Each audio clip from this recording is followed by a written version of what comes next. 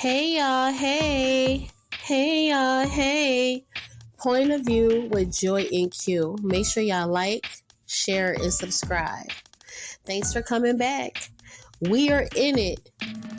Ruthless explaining the end of episode 9 of season 5 and going into episode 10. Q and we're going to talk to you guys about Ruth and Dikahn.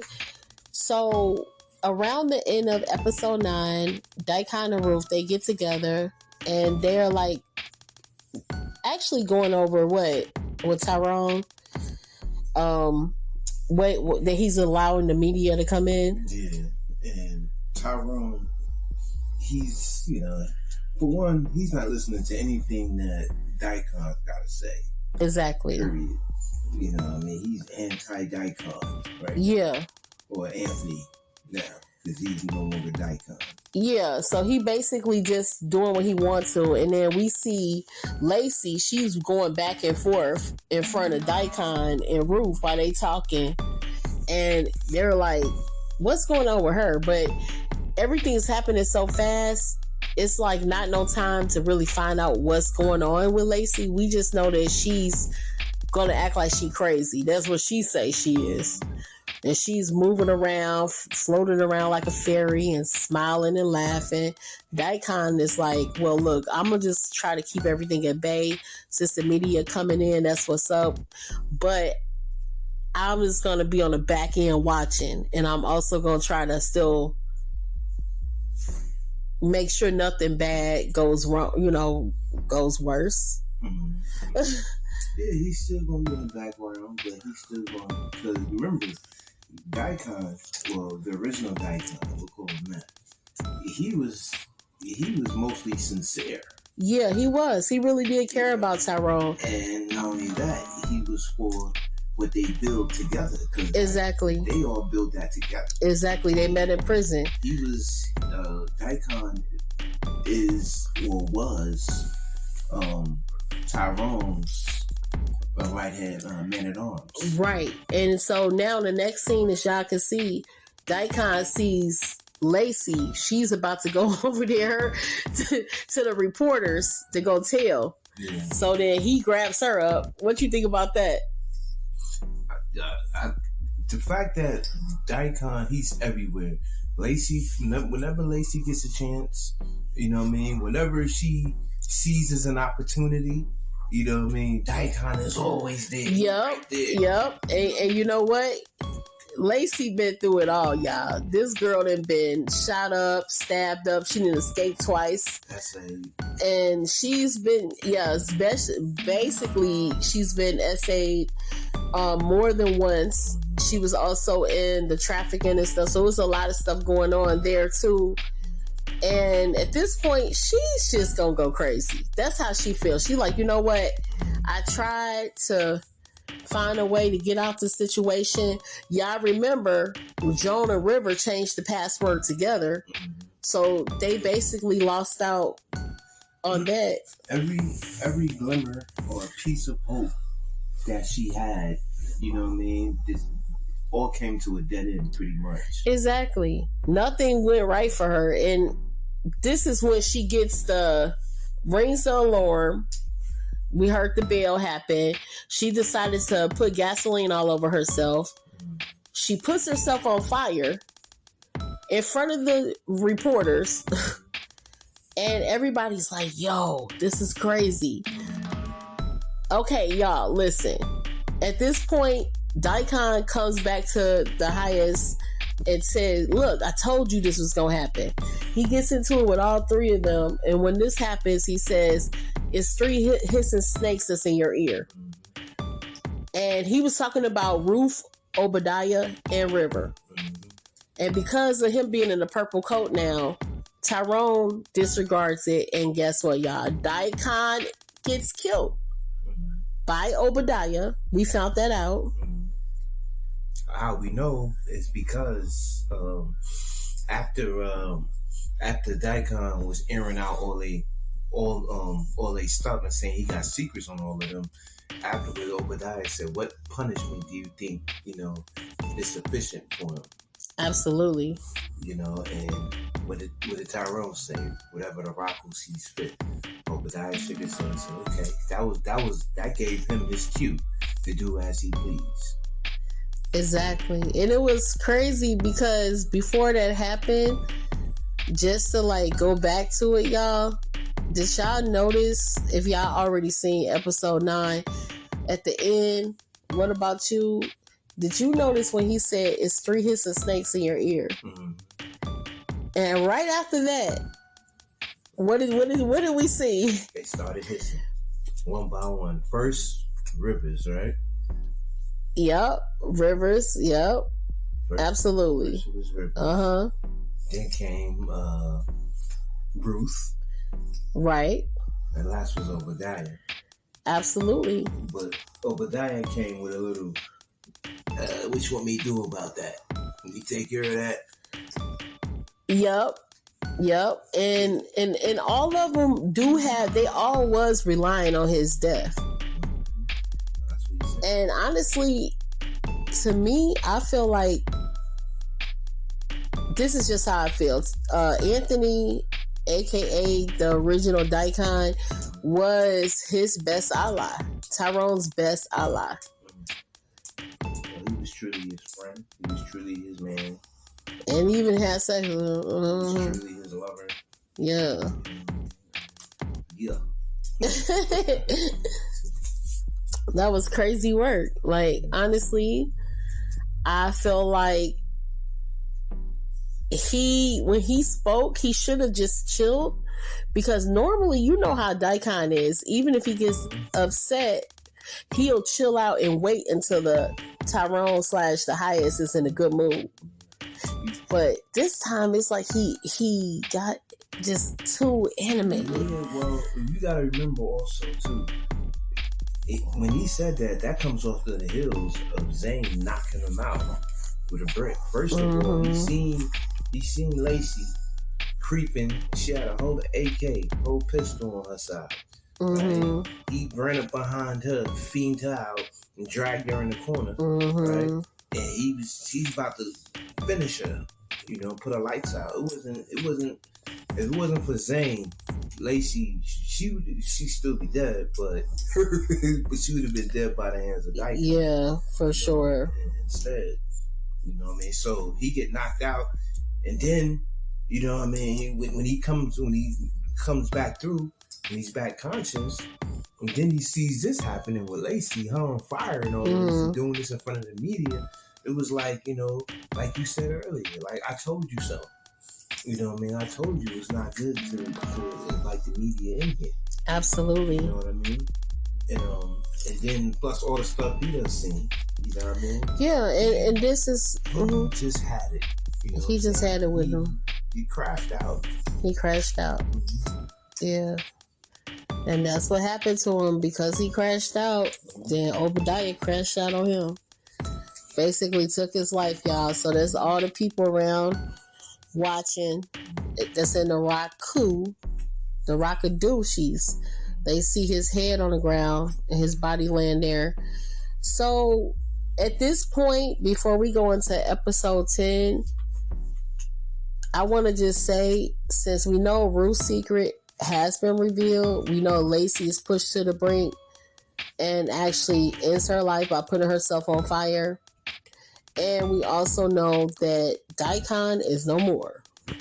Anthony, aka the original Dikahn, is no more. It's like, at this point, we're about to see some craziness, because Tyrone, we thought he was cray-cray before, but So next, when we see this Zane, right? When we see Zane laying on the ground, she literally just witnessed her bestie. Well, someone that actually knew exactly what she's been through. She's, at this point, she's just like over it. Yeah, well, you know, remember Lacey was the only one that she really cared about there on that countdown. Yeah. You know, she wouldn't leave without taking Lacey with her. Of course. Lacey was, you know what I mean, beat up, you know what I mean, sliced up, shot up, whatever you name it. You know what I mean? She was always there to be there. Remember, she bought her some food, bought her some water, and she got in trouble. You know what I mean? Because they wanted to know who bought her this food. You know? Right, absolutely. You know, so Lacey was always her man's. You know? Yeah. And you know, it's pretty sad that it ended like that. But you know, who thought it was gonna end good? Okay, when it came to Lacey, because of all the stuff she'd been through, She was on borrowed time. she was definitely on borrowed time, and it was just too dangerous. At this point, I was just like, okay, at this point, it's just too dangerous. So let's look at the next scene. See, what really messed Lacey up, man, she needed Oliver. Yeah, well, you know, Oliver also wasn't good, you know, when it came to certain stuff, because the problem with Oliver is that he was opposite of Andrew, and he was a soldier, but he was just reacting too different. And you know, with saying that, we're going to come into the point of what happened with Oliver, which is Lacey's ex. Well, who was her boyfriend? Was her boyfriend, because he got killed, right? Who was a soldier? Yep. But remember, he actually unalived Leo, and which was Tyrone's probation officer slash cartel connect, whatever. Yep. Yeah, I guess he picked up the money for the cartel. Absolutely. So, you know, the books man. Yeah. So we're going to definitely be coming more into that, because that can't just be unanswered. Okay. The last time the cartel heard from him, he was going to go pick up some money. So we'll definitely get into that, y'all. So the next scene that we have is going to be talking about Tyrone, the highest. And with the highest, at this point, he already had the funeral. This is episode 10. He had the funeral already, and now he's going in and out, delusional as ever. And he literally is talking to his mother, or he sees his mother inside the room by a chair. So he's wigged out. And remember what happens next, right? River comes in there, and River sees. So now River has taken over the devotion that they have. And that devotion, he's speaking to the whole village, right? The whole cult. Yeah. He's taking the place of the highest. Yes. And did you see when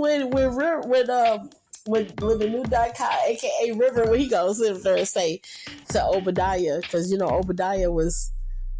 Did he say, "What am I interrupting? Am I interrupting something?" That's when when Rivers was standing over the old Dikahn's body. Yeah. Because when they had the funeral, they burned his body on a heap of wood. Mm-hmm. You know what I mean?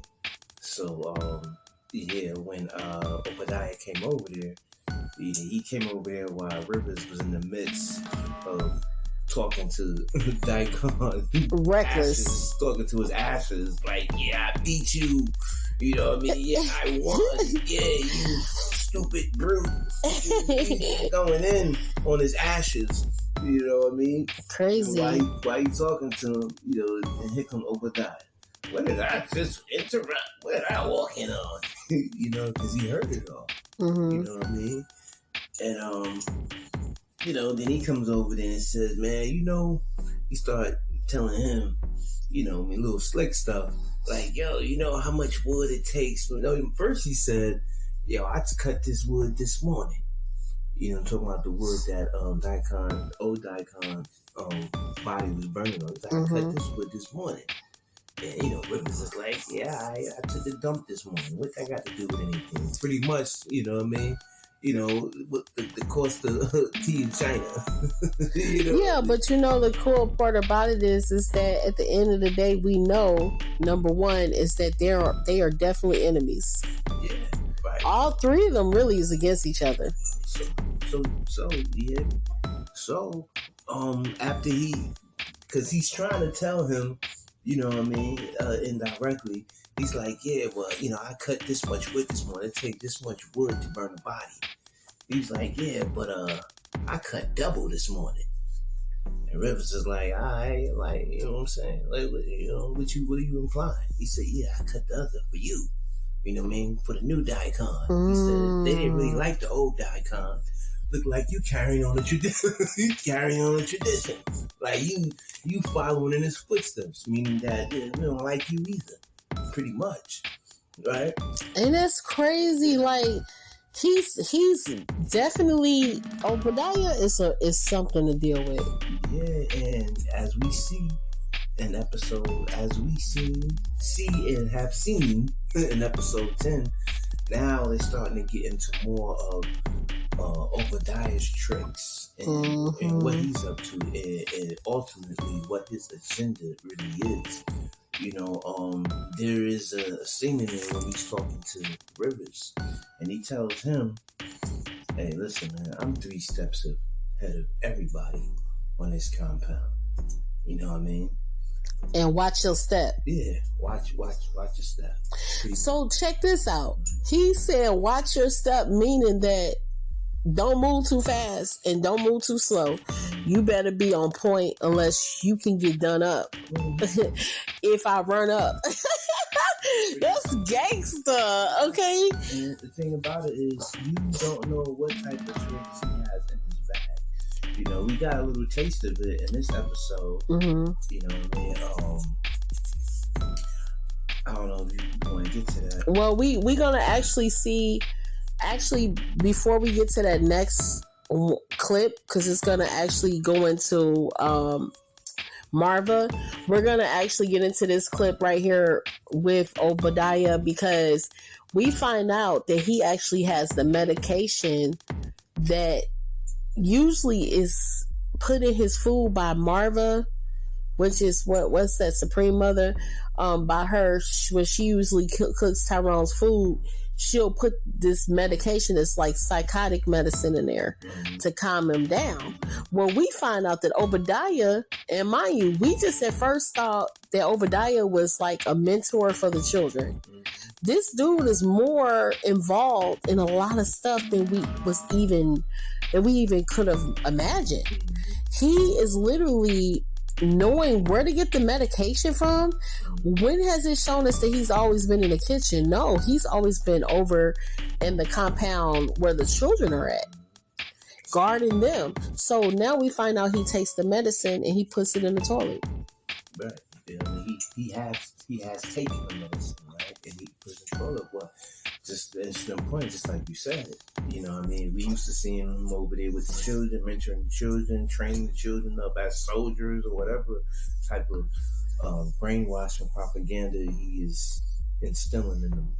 Yeah. You know what I mean? But now we're starting to see that he, like you say, he is more and more in depth into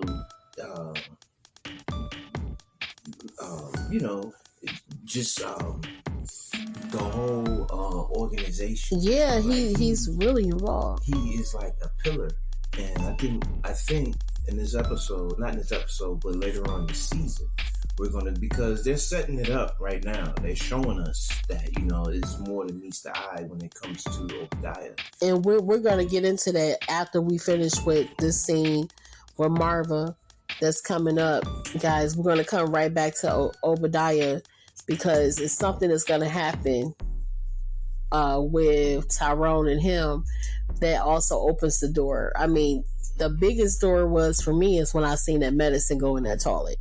It's like you want him to be crazy. Yeah, but you also understand, immediately after he did that, he went right over to his trailer to see how to check on him. Of course, and we're gonna definitely talk about that because that was off the chain.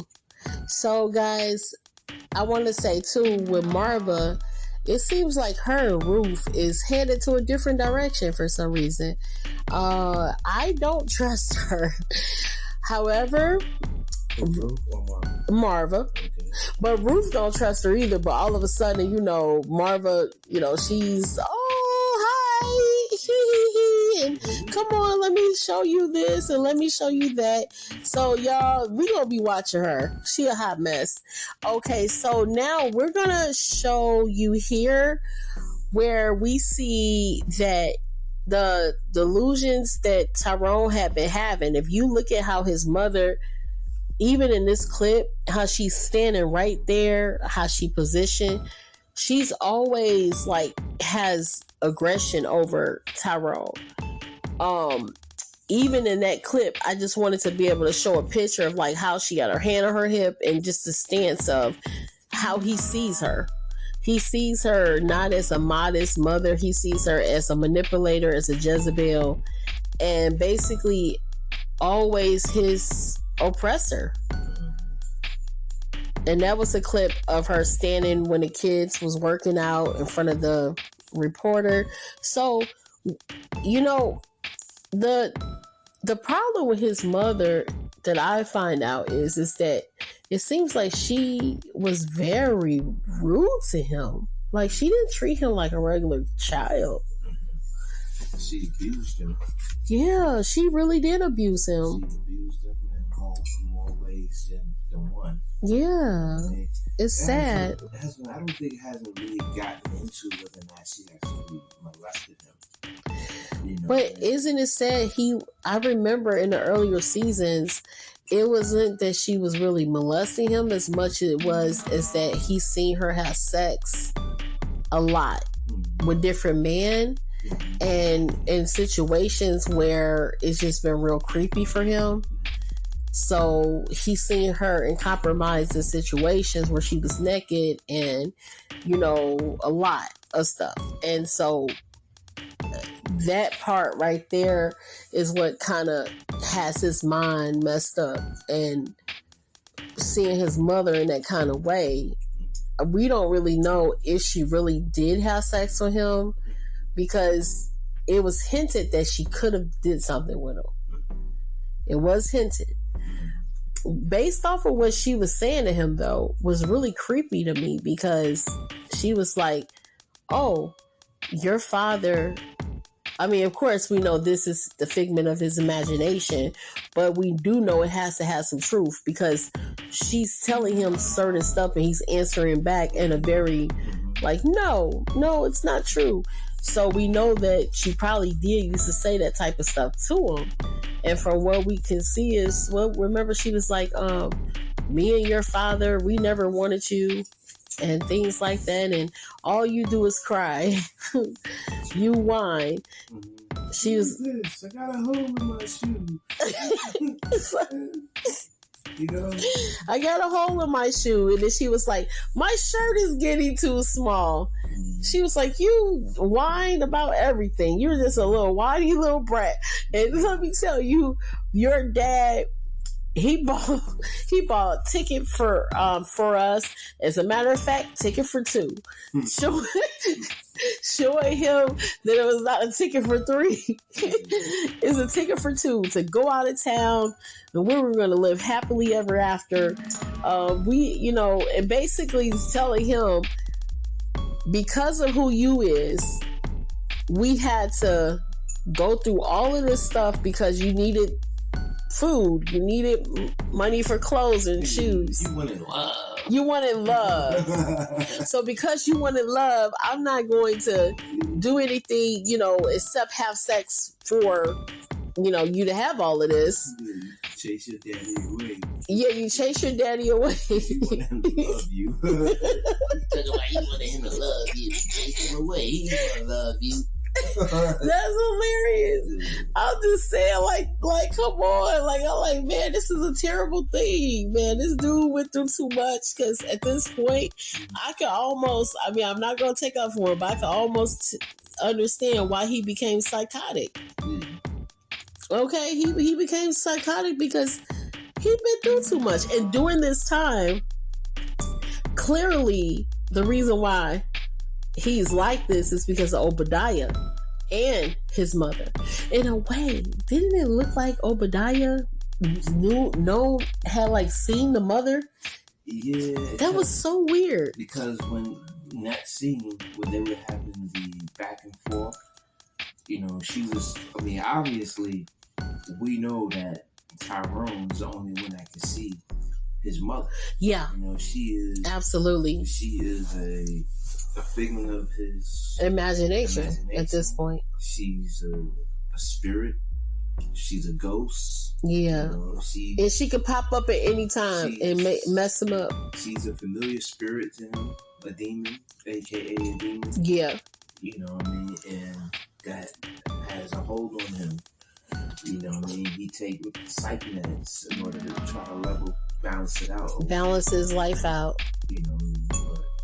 But Obadiah is like, it's crazy because he was caressing Tyrone's head. Yeah, he was rubbing his head and fatherly like, and he even mentioned, this is what we used to do when you was younger. And he was like, he was basically trying to take over, and Tyrone was like, no, I'm in control of you now. I run stuff now. So basically telling him, hey, back then, you was over us, but now I have the last say so. You do what I say. And then he was like, yeah, yeah, but he kept caressing his head. And an important point is this. See, Obadiah, he knows Tyrone a little bit better.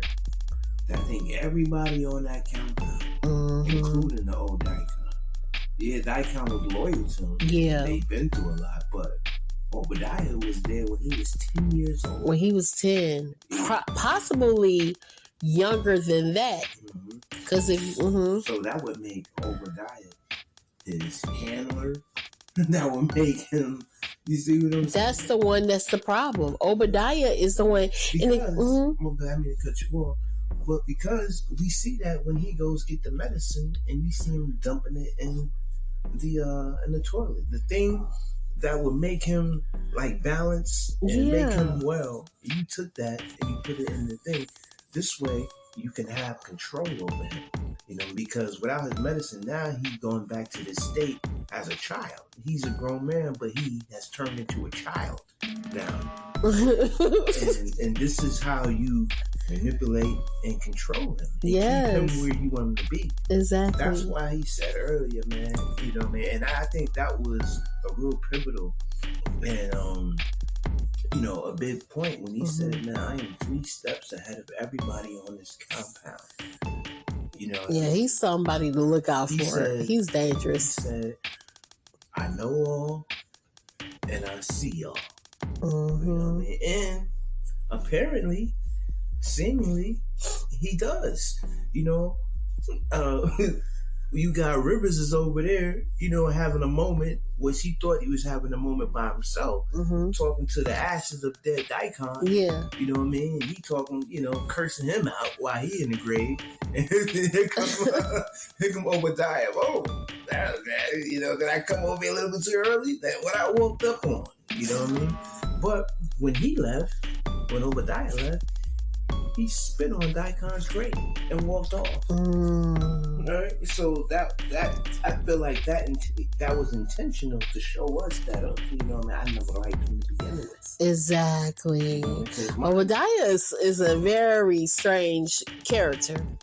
He is dangerous, and they all have an agenda. They do. They all have an agenda. Now we are going to find out during this season who is this Obadiah and what is his agenda. We already starting to see, because before Dikahn had blew up the spot and said, I got secrets on all 3 of you.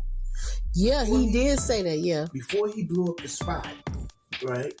We never knew that there were any secrets that Obadiah had. As far as we were concerned, Obadiah was a straight shooter. He was down with the Raku. You know what I mean? He was with the gang, and he was, you know what I'm saying? He was, straight up. You know what I mean? Until Dikahn said, all three of you, I got secrets on. We was like, oh, Obadiah, what's going on with him? And then they start, showing us, revealing more stuff about Obadiah. We starting to see, like, oh, who's this dude? He's on one. You know what I mean? But he's on the low. He's on the low. Mm-hmm. So, yeah, and guys, we definitely gonna talk about him before the video end about what's to come. So next, we're gonna have another scene coming up soon. It's gonna be actually going into detail with our friend. Actually, I always did like what's his name? Andrew. Blue. Yeah. Blue. Yeah, so with Blue, Andrew, Blue Campbell. Now, we know, yes, he can kill people because he definitely killed. Remember he killed Boy? Because Boy was about to tell on him. Yeah, but he had to do what he had to do. But, he don't have no problem with killing nobody. Let's put it to you that way.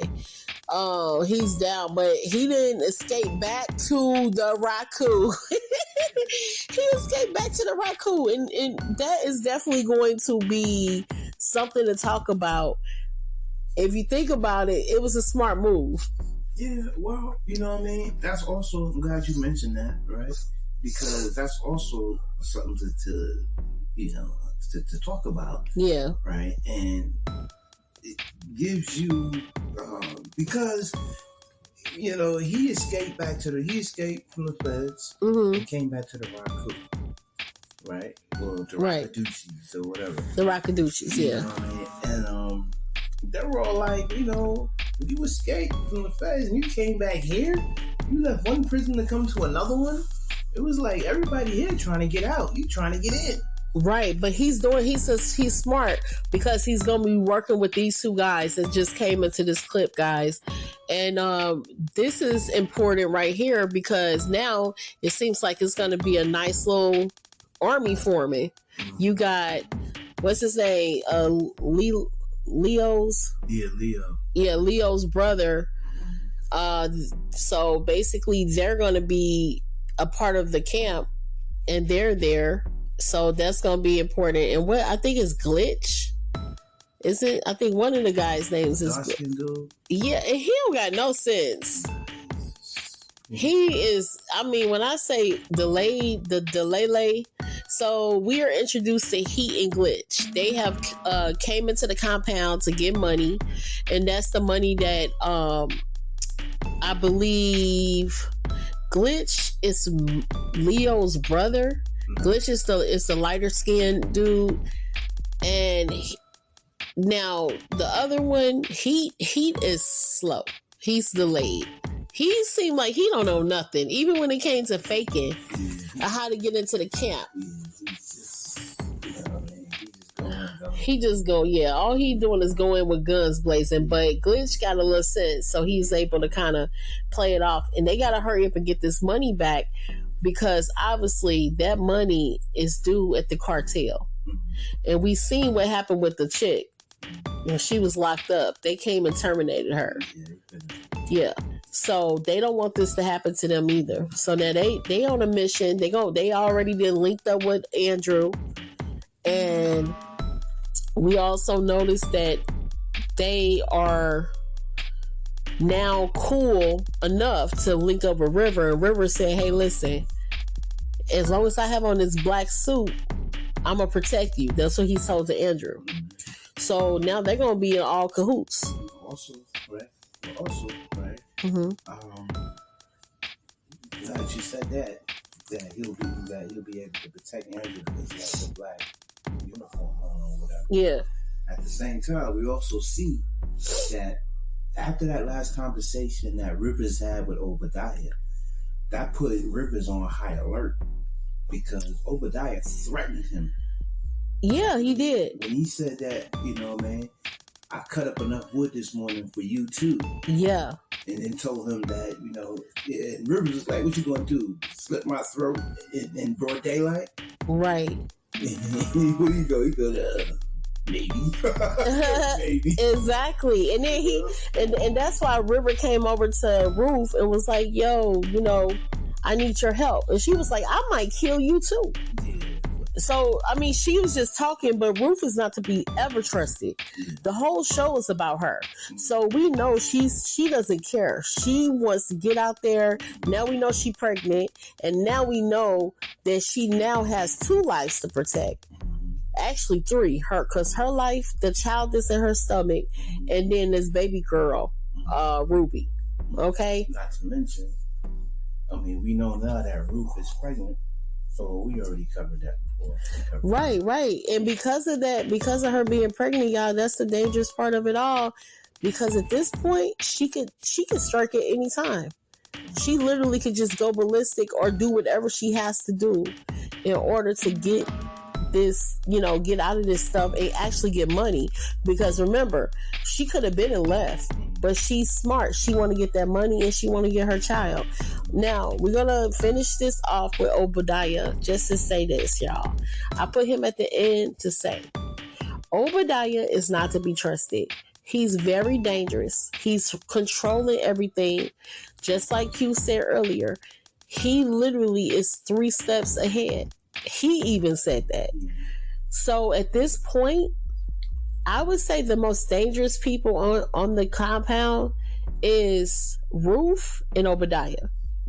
Because you know something too, though. Now that I think about it, it's, to me, it seems that Tyrone, the one they call the highest, he was never stable. No, he wasn't. You see what I'm saying? He never was. Because if you don't have your meds and you start having these psychotic episodes, you can't even go on, you know what I mean, or even share just a same moment, you know what I mean, without having one of these spells hallucinating, you know what I mean. He was always unstable. And Dikahn, he was an enabler. Yeah. He was an enabler, and so was Obadiah. Absolutely. You know what I mean? Because Obadiah knows about his situation. Absolutely. Right? So these people, you know how, people know that you bugged out, but they're like, they're enablers. They're enablers. To look after you, watch you, take care of you, you know what I mean? And I feel like, this is just my personal perception, I feel like, they put him there and gave him the illusion that he's in charge. Gave him that he's really running things, but in all actuality, it's a puppet. Yeah, in all actuality, puppet master. Yeah, you mean like how a 3-legged chair. You know what I mean? You take this apart, you take one leg off, the whole thing falls. You know what I mean? And that's what I feel like Obadiah is doing. He slowly he took the medicine. Okay, now what else is he gonna do? He took out Dikahn. He took out Dikahn, which is his man at arms. You know what I mean?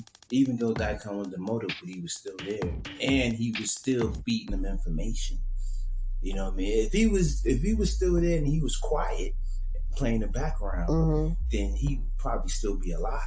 But the fact that you're still there and you still have his ear, and you can, you know what I'm saying? You still have it, and you can still talk to him. You know what I mean? And the fact that you put all 3 of them on blast, that was a no-no. You know what I mean? Everybody knows snitches get stitches. Yeah, basically, y'all. Snitches, they say snitches get stitches, and hey, Obadiah is gangster. Period. Well, no, he ain't gonna think about it. You know what I mean? He's not gonna think about it. Yeah. For the most part, this season get juicy, but it's getting juicy. I also wanted to finish pointing out, right, about Rivers and about after that conversation that he had with Obadiah, right, that put Rivers on high alert. You know what I mean? So when Andrew did come back, and when he, he let Andrew sit in the trailer, punishment trailer for a while until he can vet him out or whatever. And then when after it was over, he brought him out the trailer, gave him the purple robe, and said, "Hey, listen, man, you are going to protect me." He said, I want you to protect me and everything. And with this black suit, I can protect you. Period. And then, as you see, also, he made a phone call to the feds, right? And that's when the reporters and everything was still in there. right? And he said, okay, we'll let them go, but in exchange, I want a Kessel vest. This shows you that he is very concerned about his safety. Yeah, he is. That's why he asked for a bulletproof vest. Yeah, and so oh yeah, I was going to say something too, but go what ahead, you go was going ahead. to say? Oh yeah, so I wanted to also say, I want to put this in since this is the end of our review, guys. I want to say that I noticed that River slash aka the new Dikahn, he actually was he almost had Tyrone when he was like, yeah, let the kids, go and march, because he's always for the up and up of letting the kids escape. Even when it came to the reporters, he want the reporter, that reporter and then the camera guy, which was actually FBI agent. He wanted them to escape. He want to escape. So for him, he's the opposite of the old Dikahn, where the old Dikahn wants everybody to stay in and just be slaves, and he wants everybody to escape. So one thing about him, when he asks for that vest, that bulletproof vest, he's like, yeah, you can have anybody you want. And guess what? When he say that, he will definitely bring people out. However, he got to make sure he's protected, because at this point, like Q said, he's in a dangerous situation. We don't know what's going to happen to him. And if he's trying to go up against Obadiah again is already clocking his moves. Which raises questions in my mind. As out of all the things you asked for, why'd you ask for a vest? Are you expecting shots? Yeah, he is. He's expecting it. Who are you thinking going to shoot at you? Are you worrying about the feds coming in and shooting? Or who are you? Because Obadiah don't even carry no pistol. He got all he need. Yeah, he got his ex on his axe. Yeah, but it's not about that. I think he's probably also fearing his life because he's planning on escaping. Y'all got to remember, earlier in the episode, I believe it was episode 7 or 8, remember that him and Joan, both of them put in half of the password. That's the way to get to that money, y'all. So he's thinking about getting that money, and he knows that when he gets ready to leave, it's going to be some gunfire. So he want to make sure that when he has that money, that he's not getting hit. He want to make it out alive. Okay. So y'all, we're going to wrap up this. Please make sure that you follow our YouTube channel, Point of View with Joy and Q. You have anything else to say, Q? No, just that just stay tuned. Next review, episode 11. I just feel that it's really gonna get juicy in these just the rest of the season. Just like episode 9, none of us was prepared for Lacey. Well, I think we all kind of figured Lacey was just a matter of time. You know what I mean? But Dikahn, ain't nobody see that coming. No, nobody seen Dikahn getting killed. I thought that was I thought he was going to be, at first, everybody wanted it to happen, but what you said? And I feel like, the heat's just going to turn up. Absolutely. It's going to turn up, man. We're going to see some more people and some more things. People get out of here that we, are not going to be able to expect. Also this episode, we seen Joan. Mm-hmm. Seen that she's alive and well. Absolutely. She's playing the background pretty much right now. Yep.